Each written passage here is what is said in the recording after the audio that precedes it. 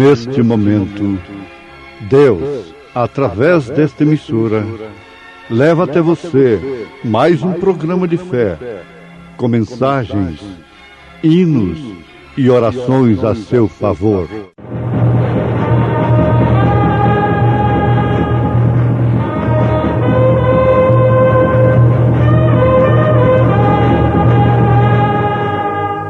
Fé para vencer.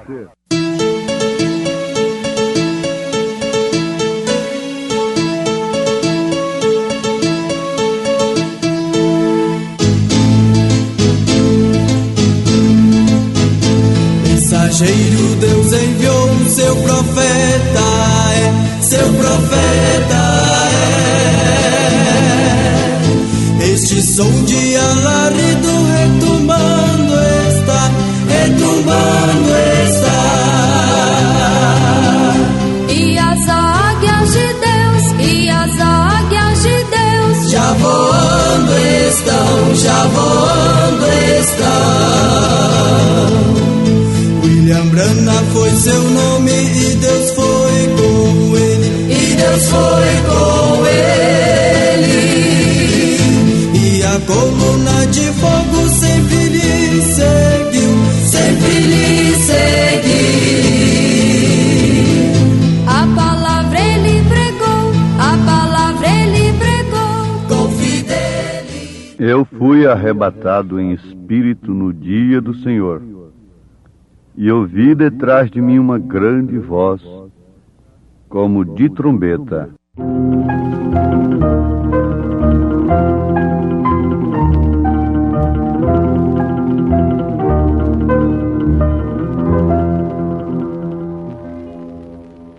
Todo aquele que habita no esconderijo do Altíssimo,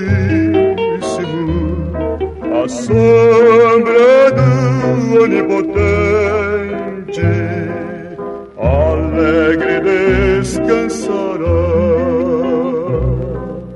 Falarei do meu Senhor,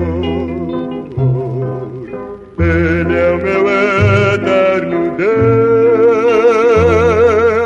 meu refúgio e fortaleza, só nele confiarei.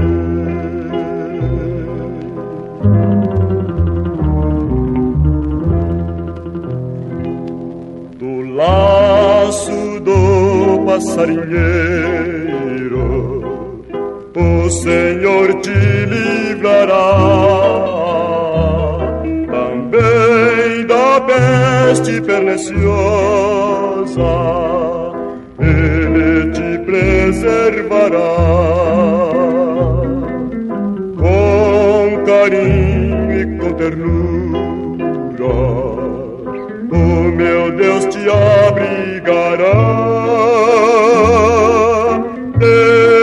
debaixo de suas asas seguro tu estarás.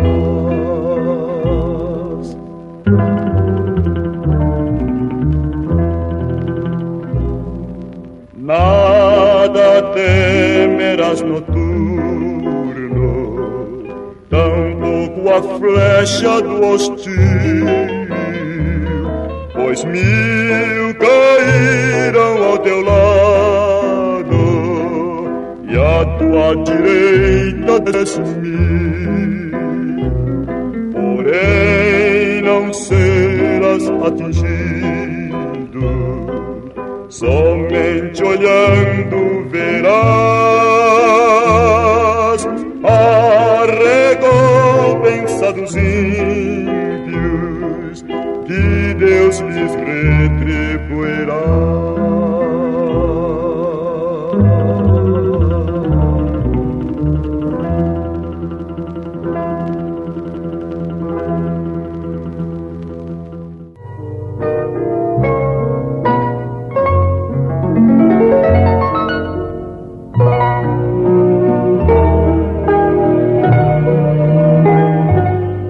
Deus está advertindo de um tremor de terra que ele logo fará em grande escala ele vai explodir e agitar este mundo amaldiçoado pelo pecado, meu irmão, minha irmã.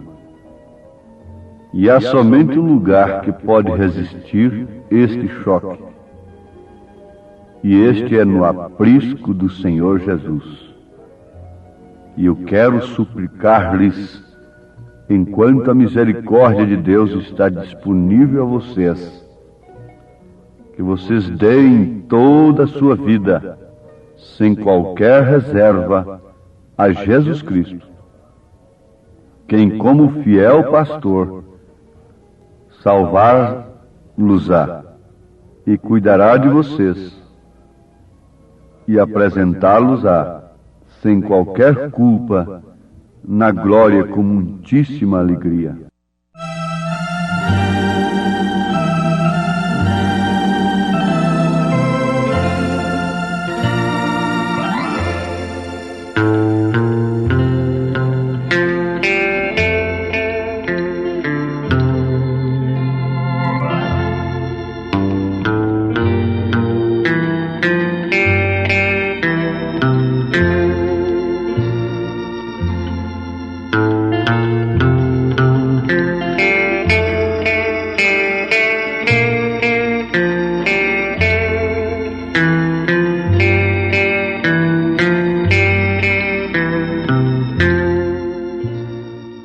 Esta é uma advertência do profeta William Branham para os nossos ouvintes, apresentando assim o abrigo seguro.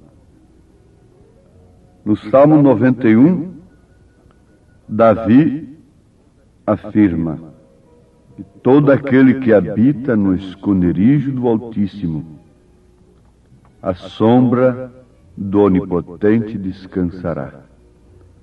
Direi do Senhor, Ele é o meu refúgio, a minha fortaleza, e nele confiarei. Vocês conhecem bem a história de Noé. Não havia abrigo, não havia segurança fora da arca de Noé. Todos os redutos da ciência era, até então, mais elevada do que a de hoje. Toda a evolução dos dias de Noé, que chegou a ser mais do que a nossa, não pôde de maneira alguma oferecer reduto, abrigo para os povos, para a humanidade de então. Somente na arca houve salvação. Isto é indiscutível. Ninguém pode ponderar ao contrário. Que somente em Cristo há salvação. Somente em Sua palavra existe reduto, abrigo seguro para aqueles que, avisados por Deus, querem fugir da grande catástrofe que virá sobre o mundo dentro em breve. Isto está profetizado nas Escrituras. A terra teria que sofrer 3 batismos, sendo o primeiro a água, que foi o dilúvio. O segundo, o sangue de Jesus Cristo, que foi derramado sobre ela. E o terceiro, que São Pedro profetizou, agora, prestes a acontecer, o fogo. Então, água, sangue e fogo. Logo em seguida teremos o milênio. Assim que se cumprir o milênio, teremos o julgamento do trono branco, porque Satanás será solto novamente e dar-se-á simultaneamente a segunda ressurreição. E ele reunirá todos os seus súditos para fazer guerra contra os santos de Deus. mas uma aguda espada tem saído da boca do grande rei, do Rei dos Reis. E agora, Satanás será vencido para sempre. Será lançado no lago de fogo e desaparecerá toda semente do mal de qualquer lugar no universo. Não existirá mais pecado, não existirá mais inferno, não existirá coisa alguma mais que seja incompatível com a natureza de Deus. Mas, ouvintes, como podemos nos abrigar destas coisas? Ora, a pergunta é necessária, talvez conveniente para esse instante em que estamos vivendo. Mas o como seria justamente recebendo a salvação, o abrigo de Deus. João disse: eu, João, que também sou vosso irmão e companheiro na aflição e no reino e paciência de Jesus Cristo, estava na ilha chamada Patmos por causa da palavra de Deus e pelo testemunho de Jesus Cristo. Eu fui arrebatado em espírito no dia do Senhor e ouvi detrás de mim uma grande voz, como de trombeta. Isso está em Apocalipse, capítulo 1, versículo 9 e versículo 10. Mas aqui está a única maneira pela qual você pode receber, alcançar o reduto espiritual. João disse: eu fui arrebatado em espírito no dia do Senhor, para receber as revelações que João recebeu. Antes ele teve que entrar no Espírito. E para entrar no Espírito, ele tinha que sair de um estado natural que ele estava. Daí então a razão pela qual o evangelho natural, moderno, morno deste século, não pode salvar a quem quer que seja. Porque o homem tem que sair do seu natural e entrar no Espírito para receber as coisas espirituais. Então ele pode ver todas as coisas, pelas quais ele dará a sua vida. Porque ele sabe que se ele ganhar a sua vida, preservar a sua vida natural, perdê-la. Mas se ele perder esta vida natural, sair desse natural e entrar na espiritual, ganhá-la, aí está a interpretação do que Jesus disse. Aí está a revelação do que Jesus disse. O que é ganhar a vida, o que é perder a vida. Antes de tudo, você teria que sair do natural e entrar no espírito.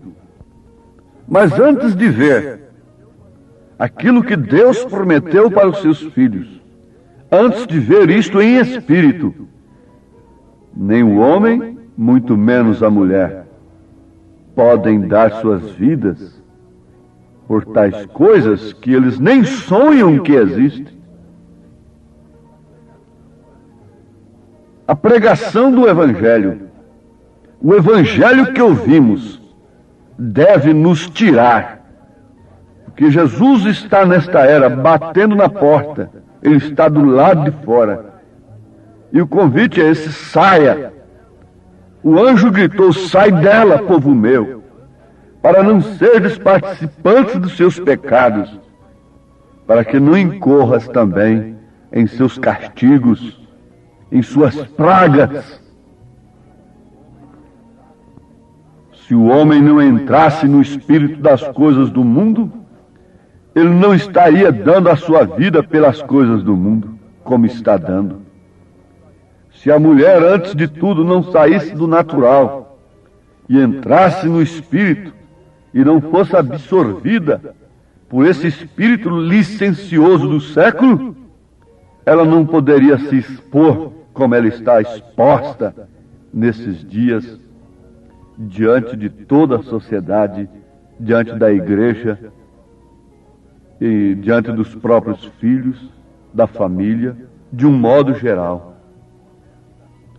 Esta modernização, esta naturalização das coisas, sacrificando o pudor, não poderia acontecer de forma alguma se, antes de tudo, o homem não saísse do natural, a mulher não saísse do natural e entrasse no espírito mundano dessas coisas.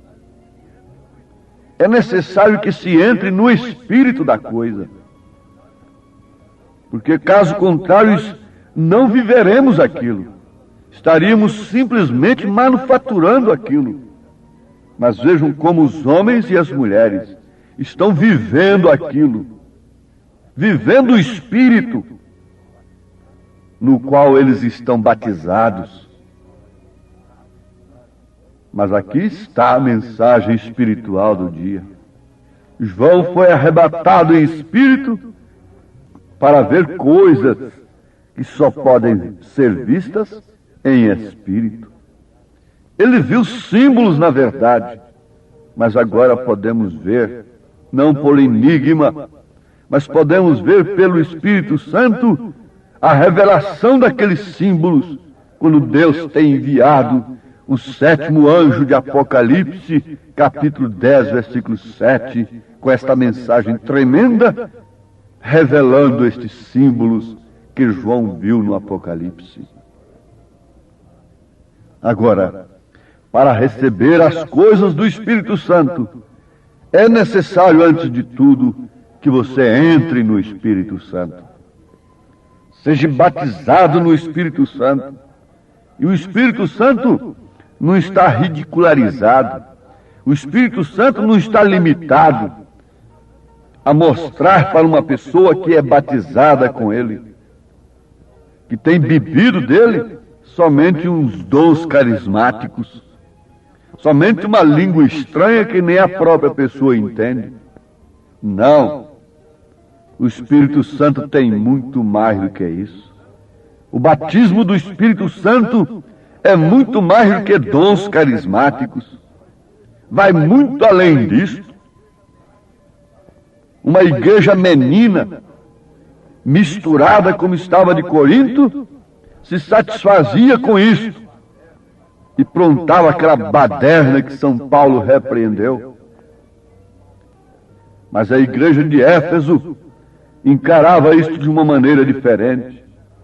Ela tinha naturalmente os dons, mas aquilo estava como carro atrás dos bois. Ela havia entrado no espírito correto a ponto de poder ser confrontada com Josué, que seria uma igreja a qual poderia falar de unidade, de uma só fé, de um só batismo. Podia falar a ela a respeito de apóstolos, de profetas, de evangelistas, de mestres, de pastores. Podia falar a esta igreja sobre aperfeiçoamento do corpo. Deus tem procurado trazer a sua igreja para este nível, para um lugar onde ele possa mostrar coisas maiores do que um paralítico andando, coisas maiores do que um cego enxergando. O profeta desta era, homem mais usado durante todos os séculos, em ressurreição de mortos, em cura de câncer, sem nenhum malabarismo pentecostal. Nunca na história, no universo, um homem foi tão usado para a cura divina, para a ressurreição de mortos, como o profeta desta era. Ele disse, prestem atenção, eu prefiro ver um homem se corrigindo, se arrependendo diante de Deus, do que ver um paralítico sendo curado. Ele disse: eu prefiro não ter nenhum caso de cura no nosso meio, mas ver o amor de Deus tomando conta da congregação, unindo os nossos corações numa só fé, num só espírito, num só batismo. Isto porque, meus ouvintes, um homem pode ser curado hoje de câncer e ir para o inferno. O homem pode ser curado de uma cegueira, de cataratas, de qualquer outra coisa, de paralisia, e continuar caminhando para o inferno,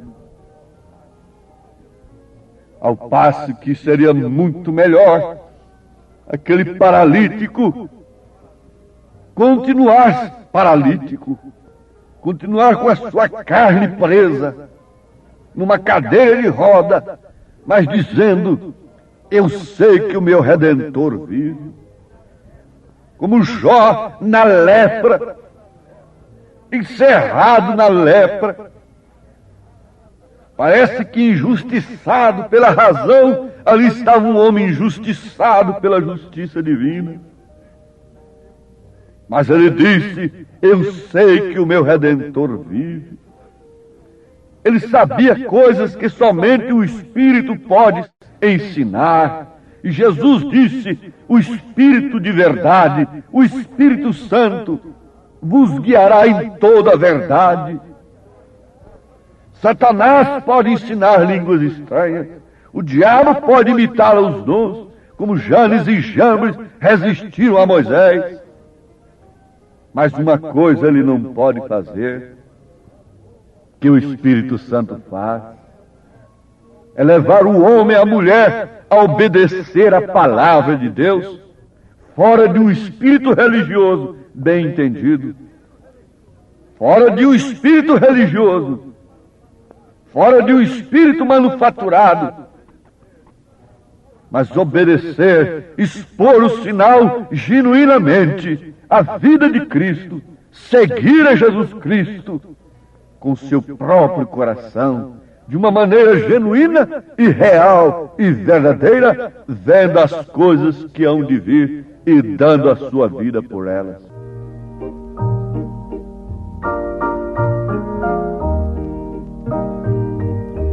Seguindo a Cristo, eu sou bem feliz. A cada momento, conforme Ele diz, jamais terei medo do incerto porvir. Se passo a passo a Cristo seguir.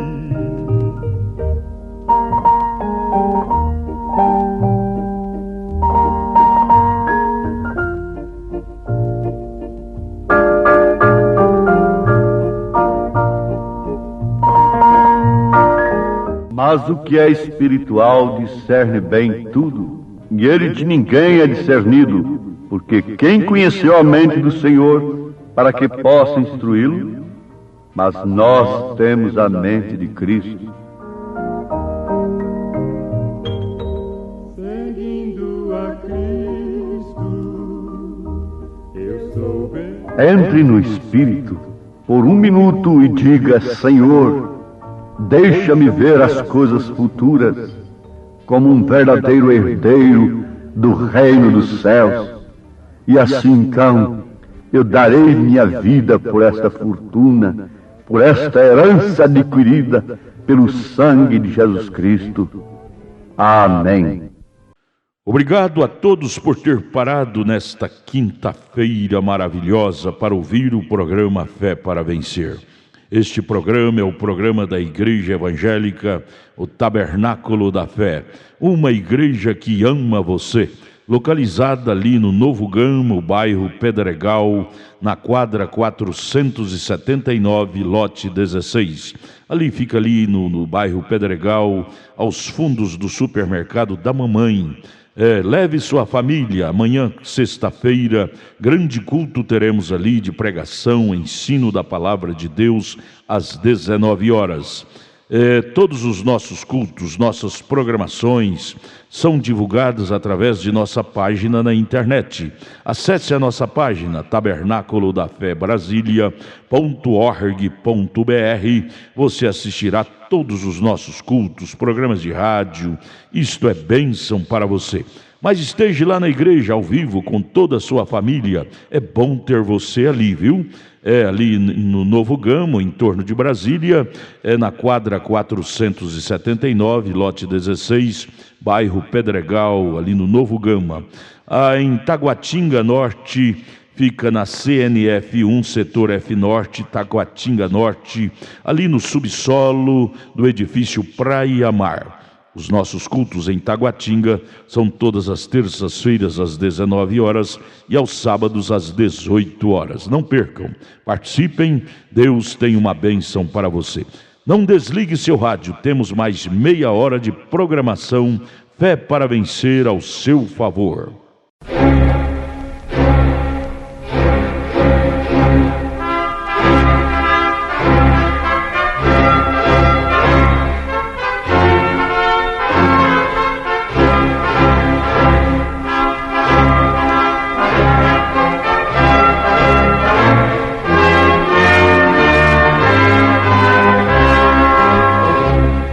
Neste momento, Deus, através desta emissora, leva até você mais um programa de fé, com mensagens, hinos e orações a seu favor.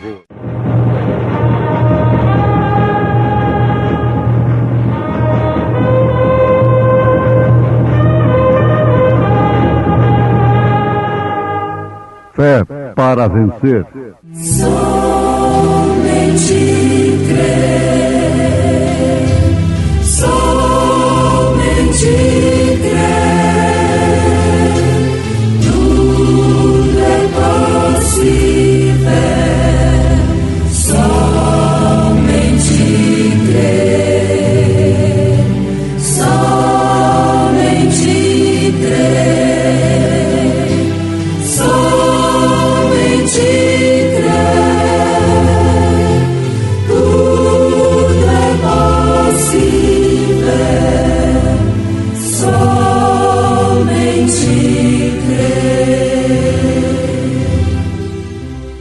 E levando ele às costas a sua cruz, saiu para o lugar chamado Caveira, que em hebraico se chama Gólgota.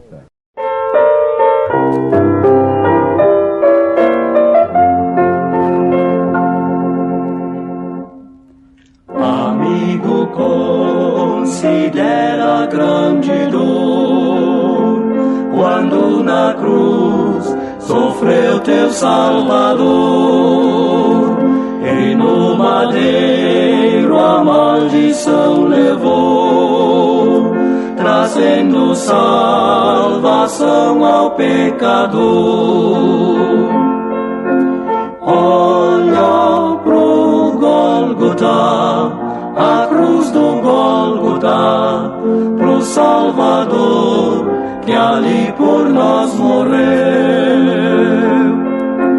Olha pro Gólgota, a cruz do Gólgota, de onde vem de Cristo a salvação. Contemplas muitas almas junto à cruz, ali contados somos tu e eu. Por nossa culpa ali morreu Jesus, na rude cruz Deus Filho padeceu. Olha pro Gólgota, a cruz do Gólgota, pro Salvador que ali por nós morreu. Olha pro Gólgota, a cruz do Gólgota, de onde vem de Cristo a salvação. perante a cruz, milhares ainda estão, rejeitam quem por eles lá sofreu. Amigo, dá-lhe, pois, teu coração e aceita a salvação que Deus te deu. Olha pro Gólgota, a cruz do Gólgota, pro Salvador que ali por nós morreu.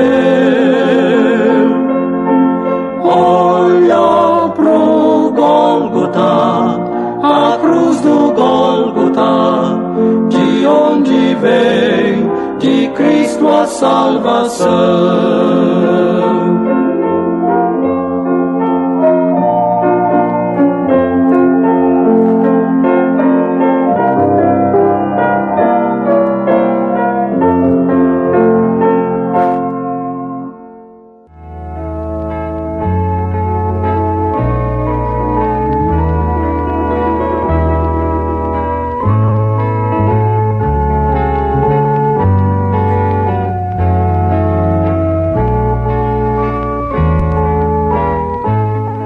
Levando ele às costas a sua cruz, saiu para o lugar chamado Caveira, que em hebraico se chama Gólgota, onde o crucificaram, e com ele outros dois, um de cada lado, e Jesus no meio.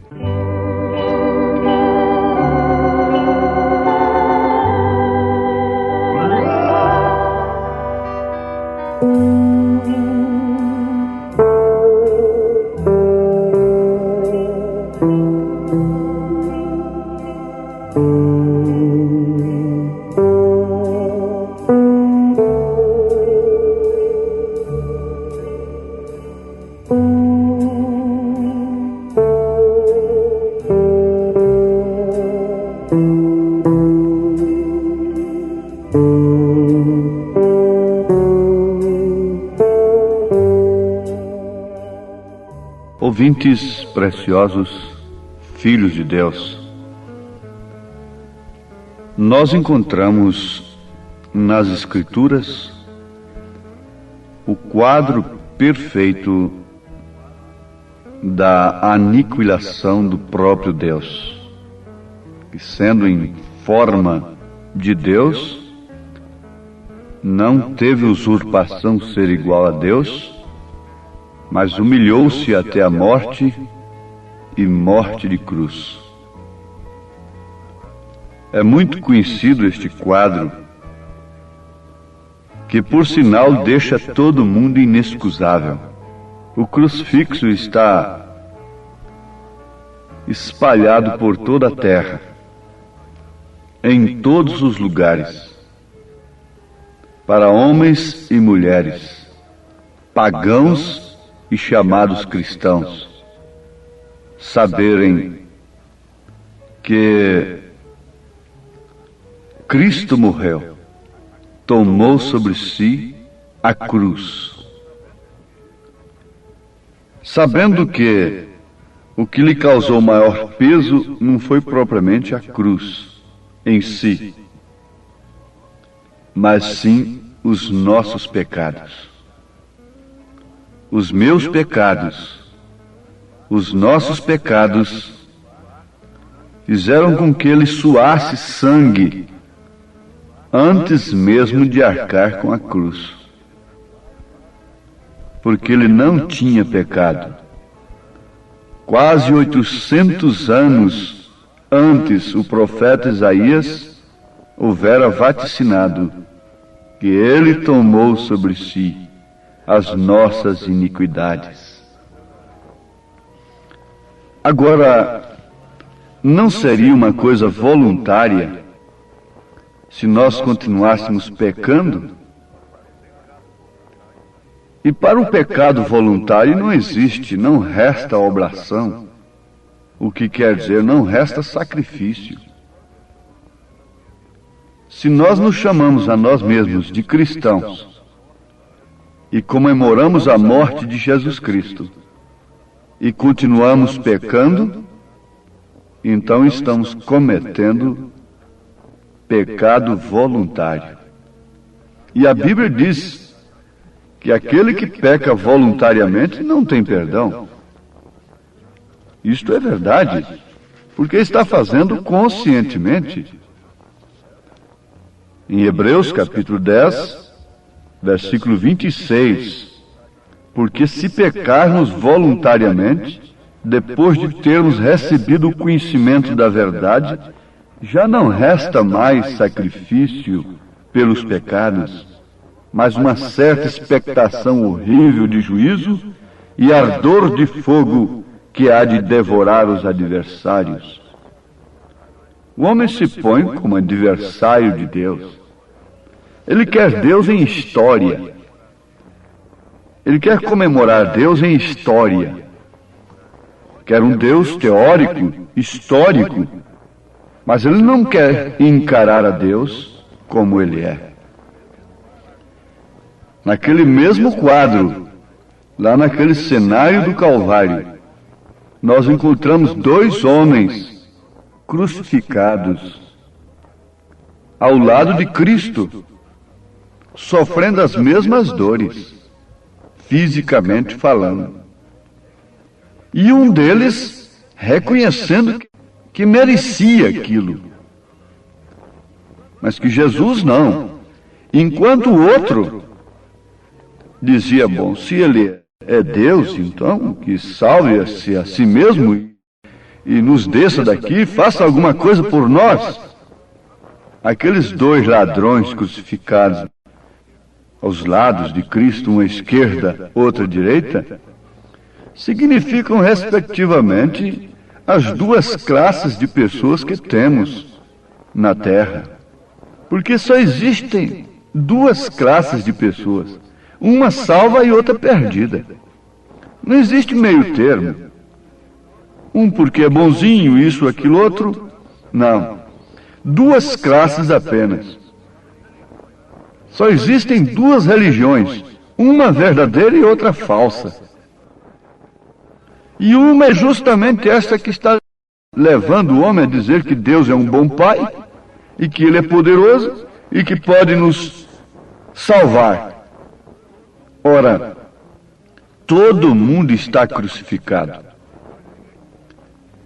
Um do lado direito e outro do lado à esquerda. Aquele ladrão crucificado do lado direito representa os salvos, os arrependidos.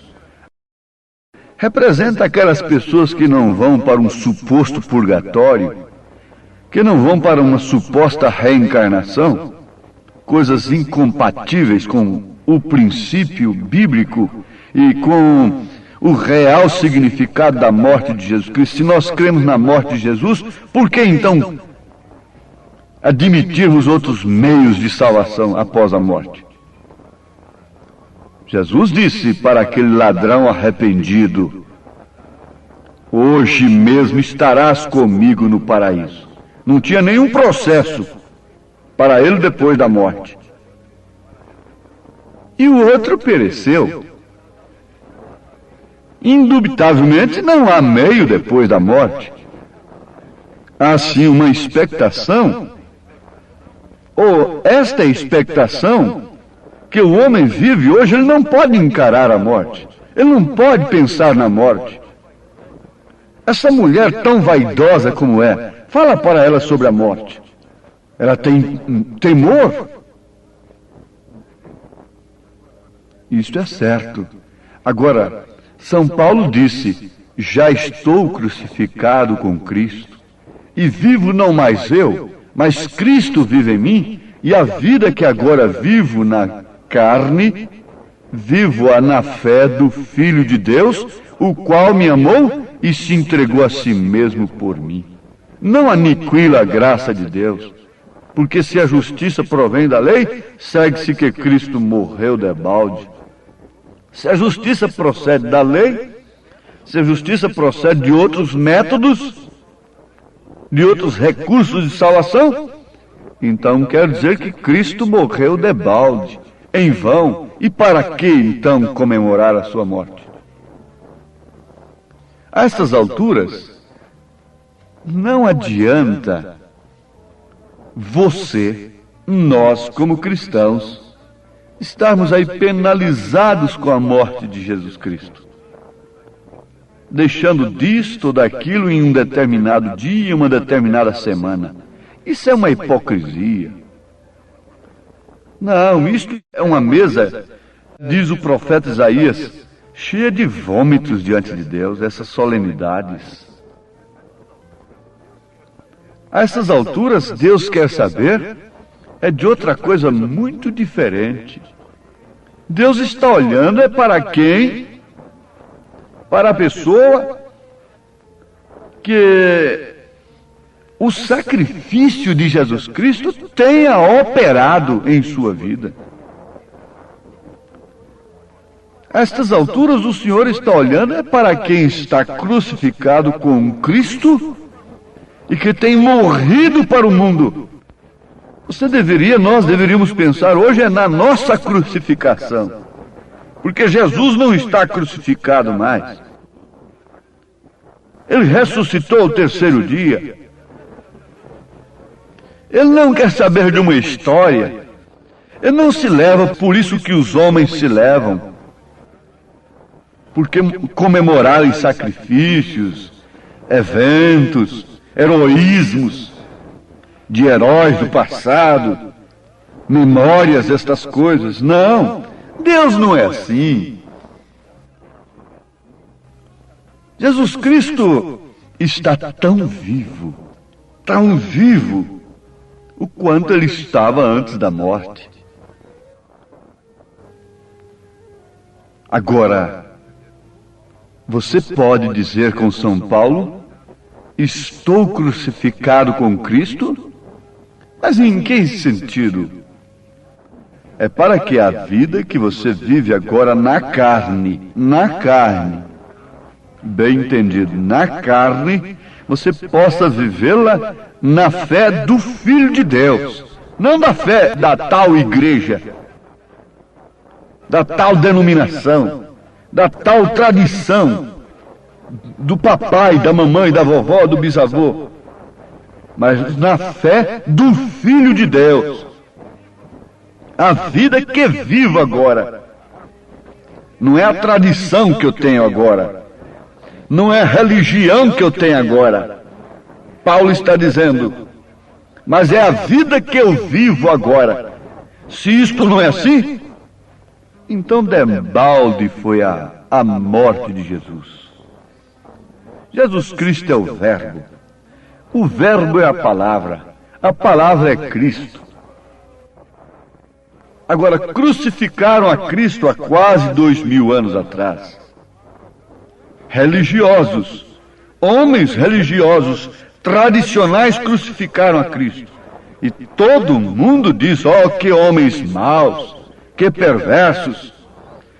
E eu quero vos fazer uma declaração.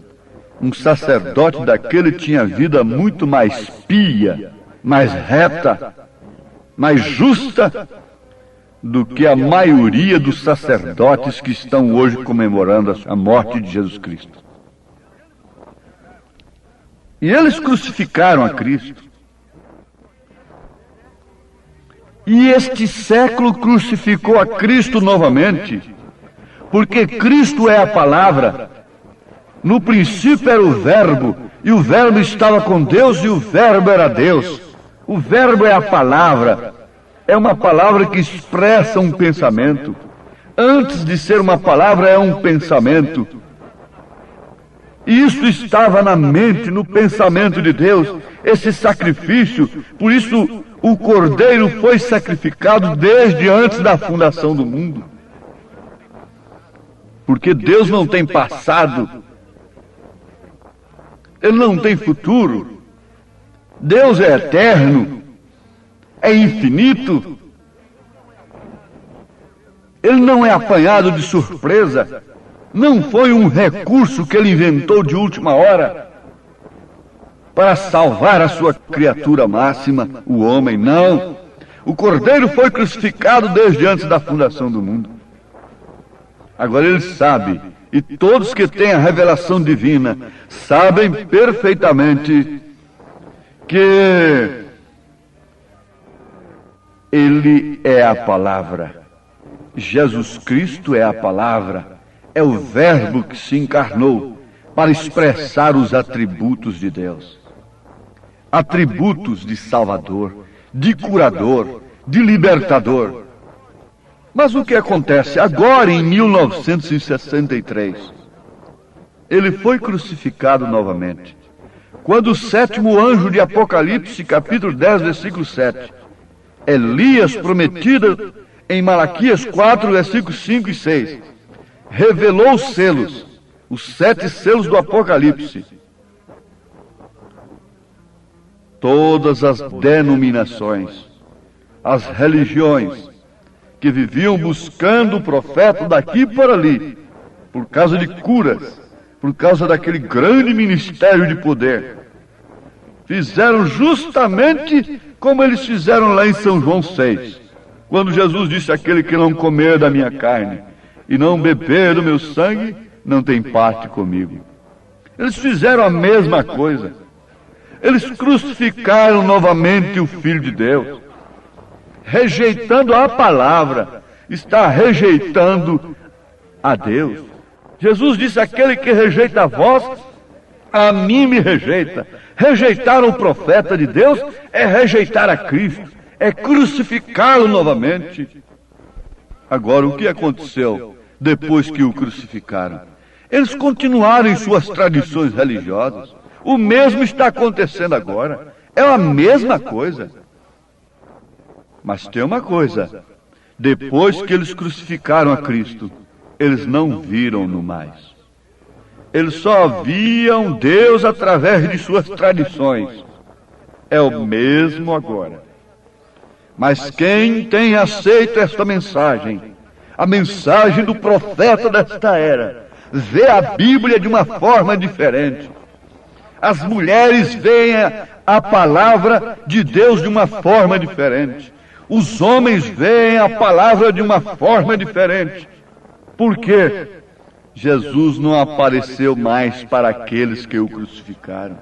Não se revelou mais a eles, mas somente para aqueles que o aceitaram por predestinação. A revelação do rapto, a revelação do arrebatamento está escondida ao mundo religioso. Fiquem sabendo disto. E porque ele vive, eu vivo também. Você vive também. A vida que eu vivo agora, vivo-a na fé do Filho de Deus.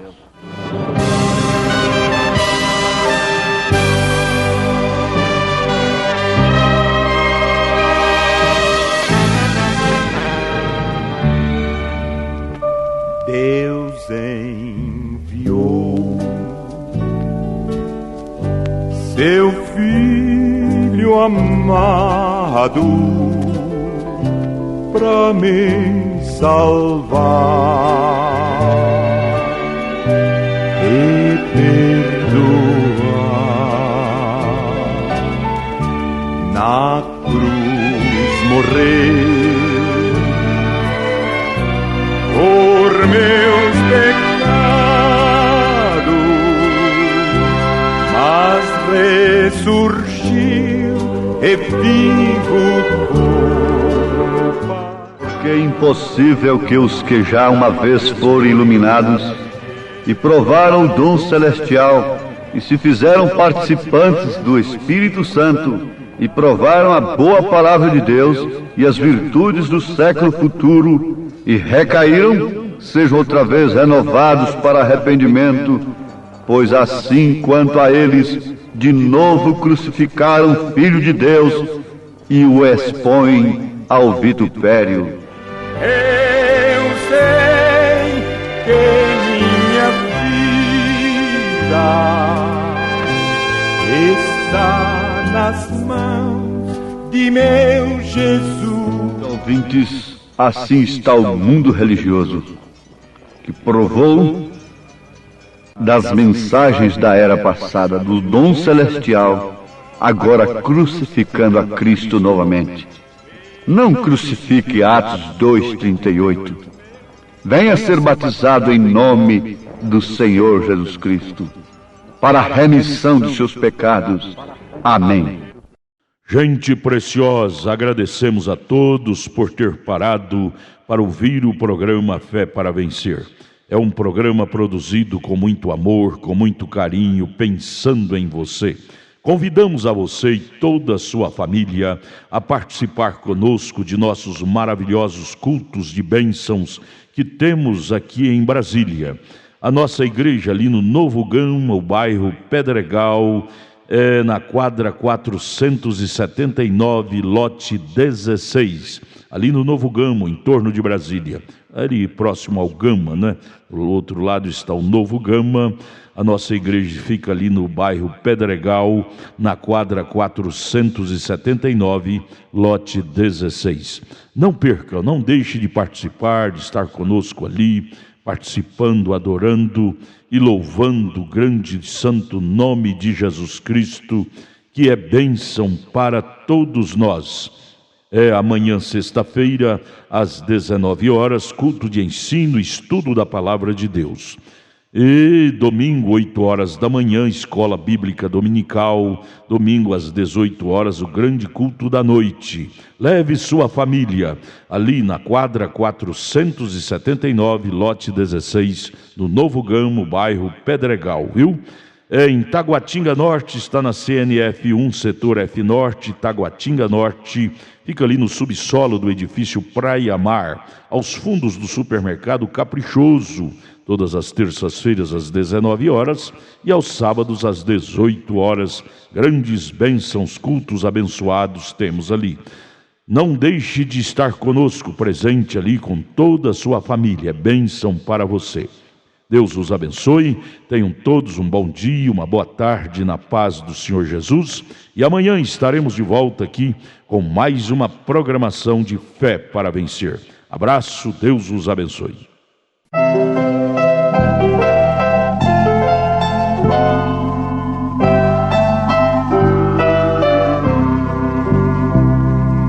Sacrificado foi o Senhor pelos pecados teus, mas dentre os mortos ressuscitou e vivo está nos céus. Só Cristo satisfaz. Não crês no que Ele fez? Com esta incredulidade tu estás crucificando outra vez.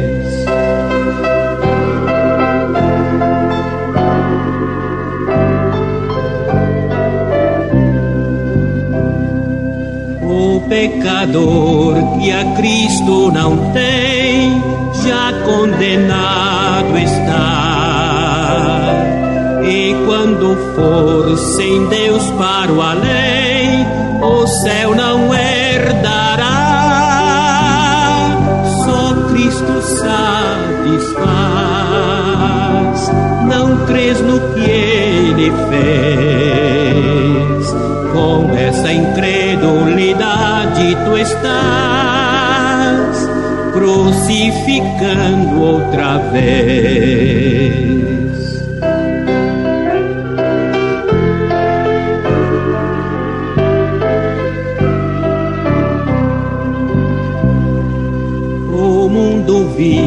Procura esquecer que Deus é o grande autor da salvação de todo que crer em Cristo e seu amor. Só Cristo satisfaz. Não crês no que Ele fez? Com essa incredulidade tu estás crucificando outra vez.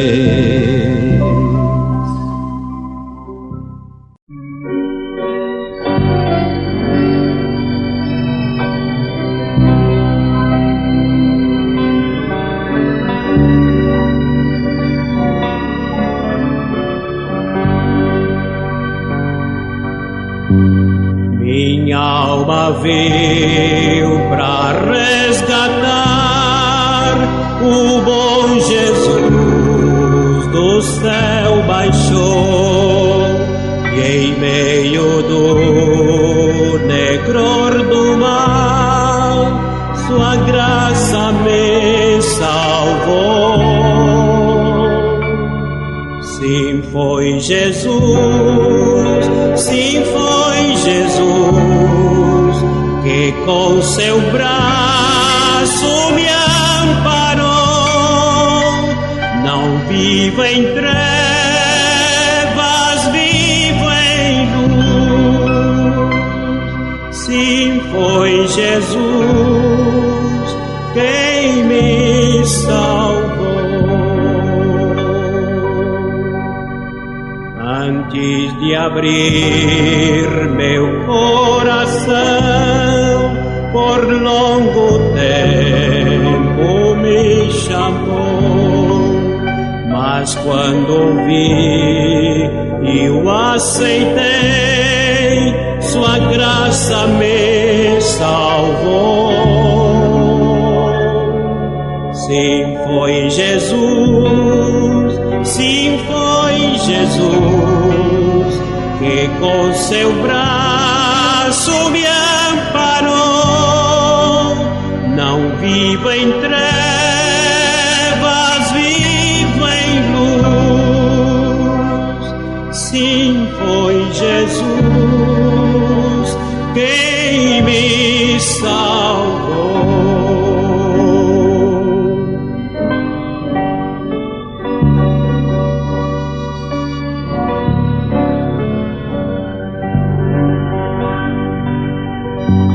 Agora tenho gozo e paz, cantando e orando, assim eu vou, sempre a dizer e a pregoar que Cristo me salvou. Sim, foi Jesus, sim, foi Jesus, que com seu braço me amparou. Não vivo em trevas, vivo em luz. Sim, foi Jesus